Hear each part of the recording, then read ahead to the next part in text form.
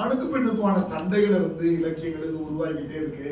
இன்னும் அவர் சொல்றதை வேடிக்கையா சொன்னா பட்டிமன்ற நகைச்சுவை மாதிரி இன்னும் கொஞ்ச நாள் போச்சுன்னா ஆணாதிக்க பெண்ணாதிக்க உலகத்துல இருந்து ஆண்கள் உரிமை கேட்பாங்க. அப்படி கிடையாது அப்படின்னு பல்வேறு செய்திகள் வரலாறு நம்ம பார்க்கிறோம். இருந்தாலும் முத்துமாரனுடைய பதிவுக்கு நன்றி. வாங்க ஆரம்பிக்கும்.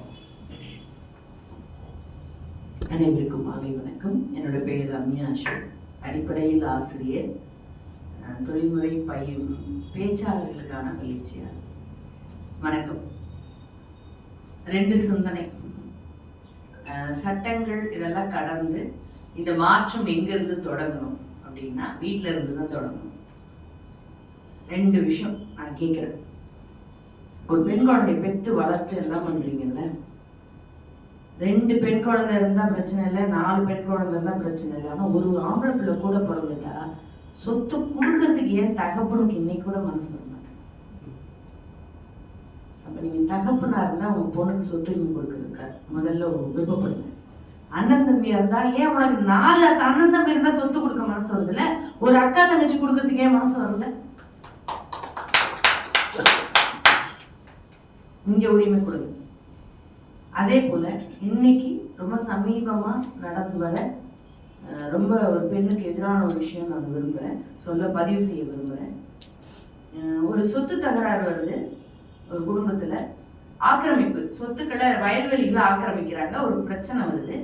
அப்ப ஆக்கிரமிச்சவன் கடைசியா பேசுறான், உனக்கு 2 பொம்பளை பிள்ளை தானே, இந்த மண்ணை வச்சு நீ என்ன பண்ண? ஆக்கிரமிச்சது தவறு, பஞ்சாயத்துல இந்த வார்த்தை வருது. நல்லா கவனிச்சுக்கோங்க. இந்த சமூகம் எதை நோக்கி நகர்த்துது அப்படின்னு சொன்னா, இன்னைக்கு கருக்கலைப்பு செய்யக்கூடாது அப்படின்றதுக்காகத்தான் அரசாங்கம் குழந்தைய ஆணா பெண்ணா பார்க்க கூடாதுன்னு சொன்னாங்க. இன்னைக்கு மருத்துவ உலகத்துல திரைமறைவுல என்ன நடக்குது தெரியுமா? IVF பண்றாங்க. குழந்தை டெஸ்ட் டியூப் பேபி கருவாயிடுது. நீ ஆணா இருந்தா அம்மா வயிற்றுல வரலாம், பெண்ணா இருந்தா வரக்கூடாது. இதுக்கு ஆதாரங்கள் இருக்கா அப்படின்னு ஆதாரபூர்வமாக பேசுவது ஒரு பக்கம். மனசுல யோசிச்சுக்கோங்க. அம்மா வயிற்றுல கருவறையில வந்த பிறகு அழித்தார்கள், பிறந்த பிறகு அழித்தார்கள். இன்னைக்கு டெஸ்ட் டியூப்லயே அழிக்கப்படுறோம் அப்படின்னா 21ஆம் நூற்றாண்டுல இதை அப்ப என்ன சொல்லுங்க, உங்களுக்கு எதிராக 2 ப்ரெஷர் வருங்க. ப்ரெஷர் வராமலாம் இருக்காது. எனக்கு பெண் குழந்தை பிறந்தா அதை இந்த சமூகத்தில் அன்போடும் தைரியத்தோடும் என் குழந்தைய வளர்க்கறது சரி, நான் தைரியமா அன்போட இருப்பேன் அப்படின்ற உறுதியை தொடங்கிக்கோங்க.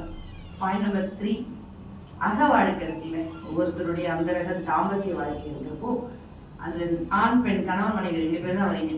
அப்போ உங்களுக்குள்ள பெரிய ஈகோ இருக்கிறதே இல்லையே. ஒரு ஆண் பெண்ணுக்கான அந்தரங்க வாழ்க்கையின் அன்பின் பரிமாற்றங்கள் உங்களுக்குள்ள ஈகோவே இல்லையே. அப்ப அந்த அறையை விட்டு வெளியே இந்த சமூகத்தை பார்க்கிற போது மட்டும் உங்களுக்கு எங்க 2 கொம்பு வந்து அப்ப நினைச்சு பார்த்துக்கோங்க.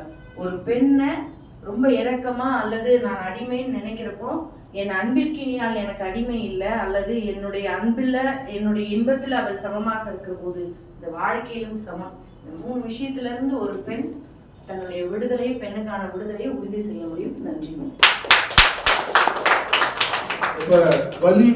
வலியும் வேதனையுமான ஒரு விஷயத்தை அம்மா பதிவு பண்ணிருக்கிறாங்க. குழந்தைகளை அடையாளம் காண்றது, கருவில் கலைக்கிறது, சொத்துரிமையினுடைய விஷயங்கள் கடைசியா 3வது செய்தியில் அழகா சொன்னாங்க. எனக்கு கூட எக்கச்சக்கமா திருக்குறள் 1122 குறள் பிடிக்கும். 11 × 2 எளிமையா அந்த எண்ணை ஞாபகம் வச்சுக்கணும். 11 2 22.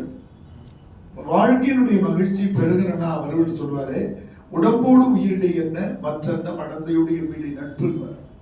எனக்குமே மனைவிக்கும் காதலிக்கும் இருக்கிற உறவு நட்பு. நட்புனா என்ன? மறுக்கிறதுக்கு வாய்ப்பு இருக்கிறது, திட்டுறதுக்கு வாய்ப்பு இருக்கிறது, எல்லாத்தையும் ஏற்றுக்கணுன்ற அவசியம் கிடையாது. அவர் ரொம்ப அழகா பதிவு பண்ண.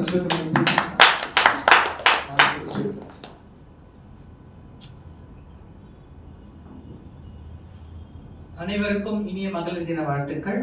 இந்த வாழ்த்துக்கள் சொல்றதற்கு வெட்கப்படுறேன் அப்படின்னு நான் நினைக்கிறேன்.